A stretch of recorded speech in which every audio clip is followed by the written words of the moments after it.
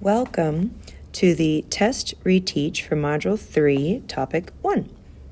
So our first question is negative 3 5/8 minus a negative 2 1/3.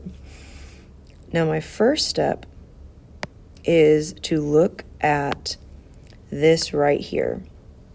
Whenever you have a subtraction sign, a parentheses, and another subtraction sign, according to our Dorito Man rules, a negative and a negative gives us a positive. So automatically we know that that becomes a positive. So I'm going to rewrite my equation to match that. So I have negative 3 5/8 plus 2 1/3.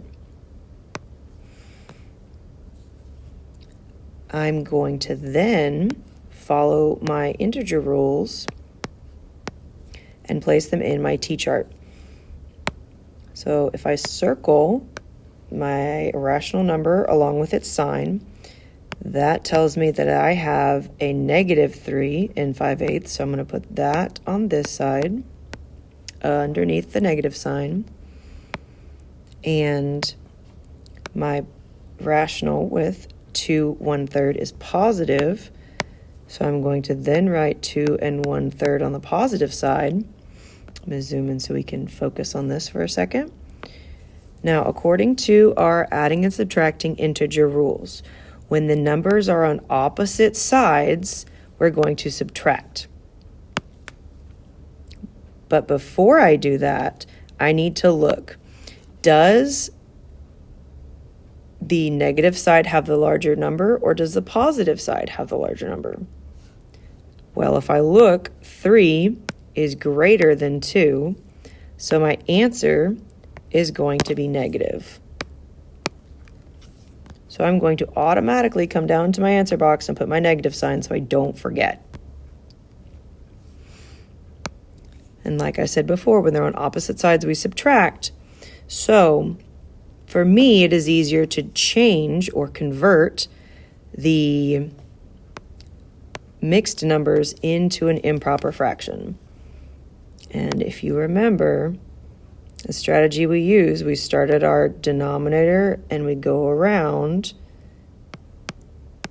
So I'm going to multiply 3 times 2 plus 1, which gives me 7/3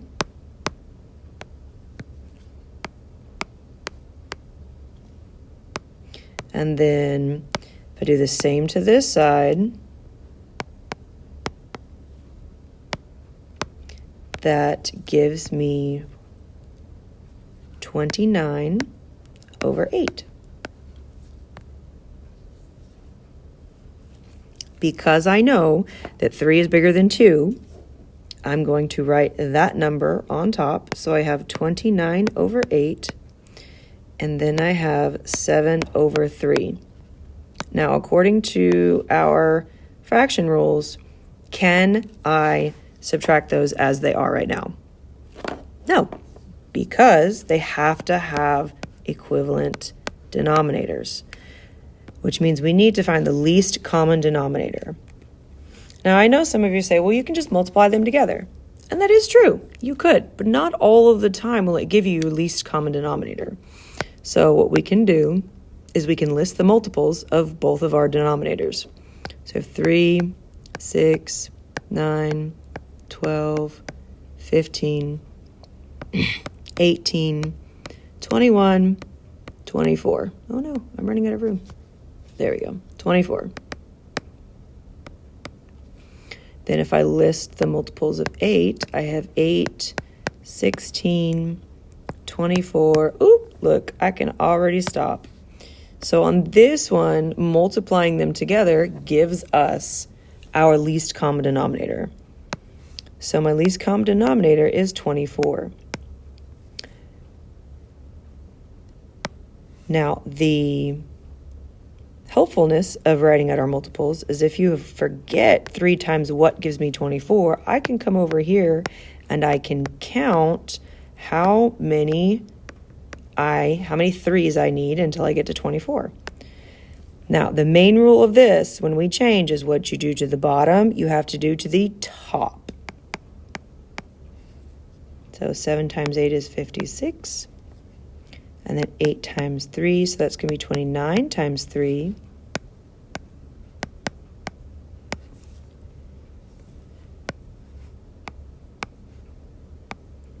So that's going to be 87 and 56. So I'm going to come off to the side because Miss Walsh cannot do that arithmetic in her head, and neither should you, just in case you make a simple mistake. So that means I have 31 over 24. Can I leave it like that? I don't know. Let's find out. Probably not. Now on your test, it would accept the improper fraction, the decimal form, and the mixed number. So our answer is 31 over 24. So I'm going to come over here and I'm going to write it. However, remember, we have that negative sign, so it's actually negative 31 over 24. Let's look at number 2. So number 2 says negative 2/5 times 2.5. Now, you can do this one of 2 ways. You can change the fraction to a decimal, or you can change your decimal to a fraction. Most of my students would rather change the fraction to a decimal. So 2/5 in decimal form is actually 0.4. So we have negative 0.4 times positive 2.5. If I do my strategy of Dorito Man, I have one negative, so I'm going to scribble out a negative, and then I have one positive, so I'm going to scribble out a positive. So our answer is going to be negative. So again, I'm going to come down here, and in my answer box, I'm already going to write a negative, so that way I don't forget. Then I'm going to line up my digits, not the decimals, although on this one it does line up. And then I'm going to multiply. Now, I know some of you are saying, well, why haven't you put the 0 there? The 0 can be there, but when you're multiplying and it's in front of your decimal, you don't necessarily need that 0. So I'm going to leave it off for now. So 5 times 4 is 20. 4 times 2 is 8, plus 2 is 10. Now, here's the important part. We have to go back and check our decimal places. I have one in the top number and one in the bottom number. So that means I have 2 total decimal places.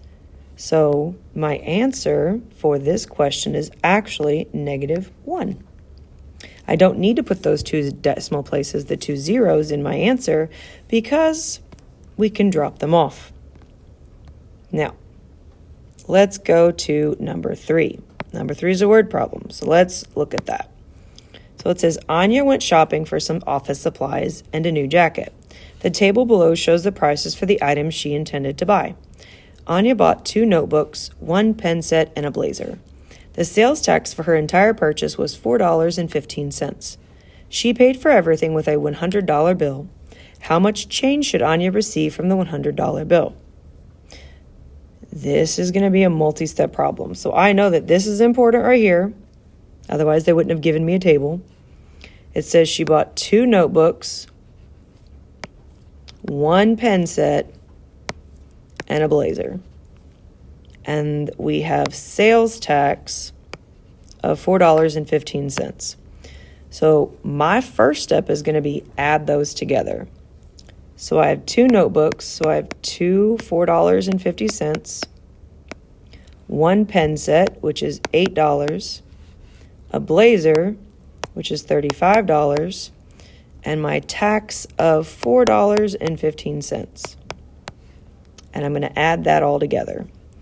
So in my first column on my right, I only have a 5, so 5 is going to be written there. My next column, I have 2 5s, which makes a 10, plus 1, which makes 11. bring my decimal down.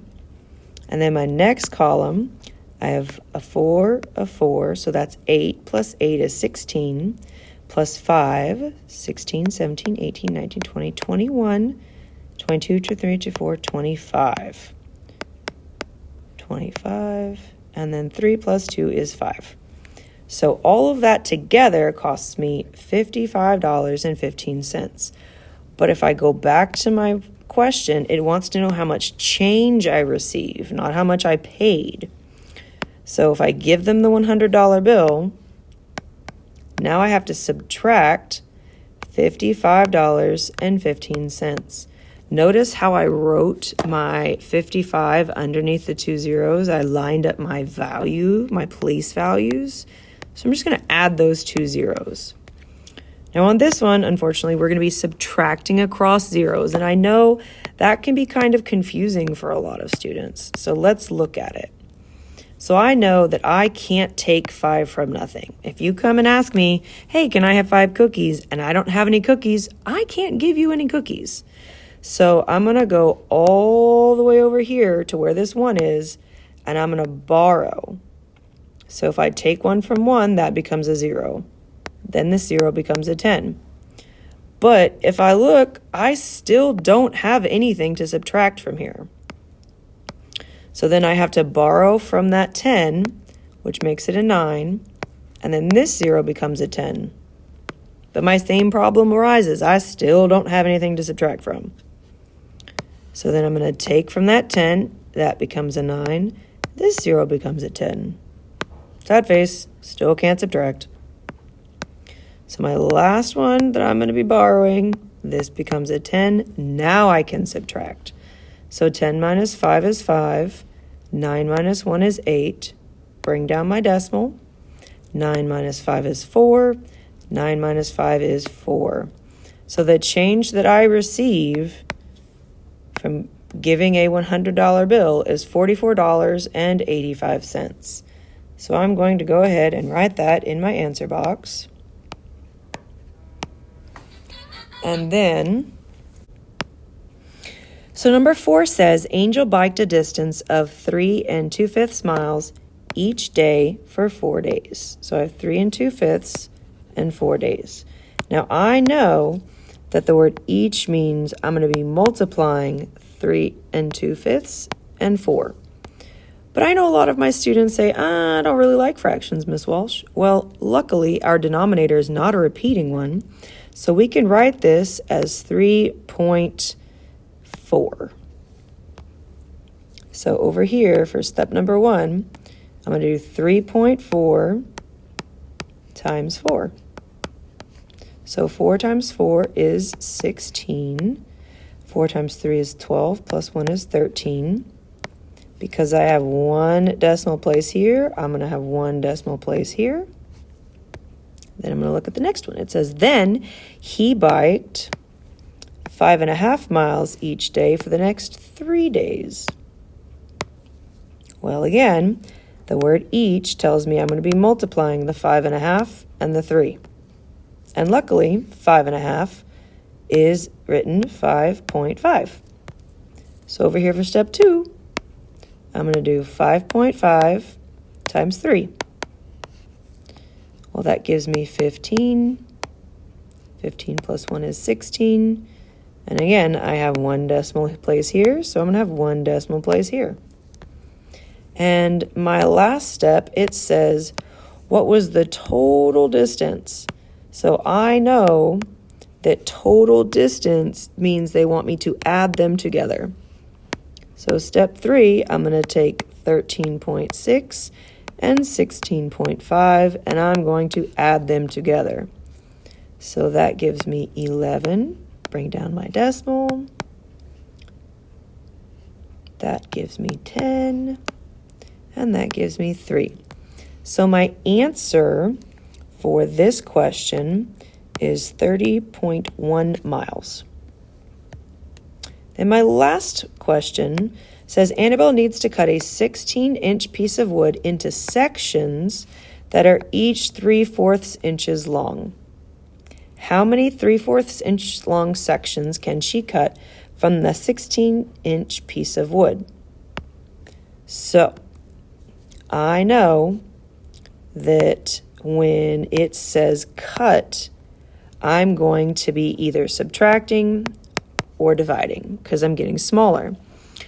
But if I look at my last sentence here, it says how many 3/4 inch long sections can she cut from the 16 inch of wood? This part right here tells me that I have an equal amount. So I'm not going to be subtracting, I'm going to be dividing.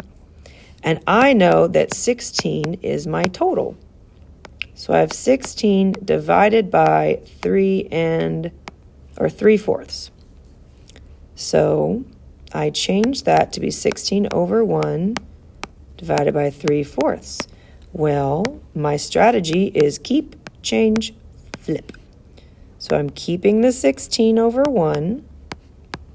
I'm changing my division to a multiplication, and I'm flipping my fraction, or as our vocabulary would say, multiplying it by the inverse, which means 4/3.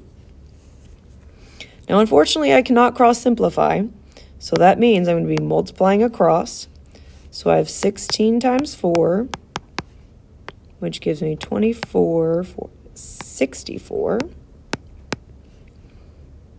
And then 3 times 1, which is 3. Now, if I go back, it tells me that they want how many sections. So I know that if I add 3 and 4, that gives me 10. 10 is not divisible by 3. So I'm going to have some pieces of wood left over. And they don't want the leftover pieces. They want how many total sections.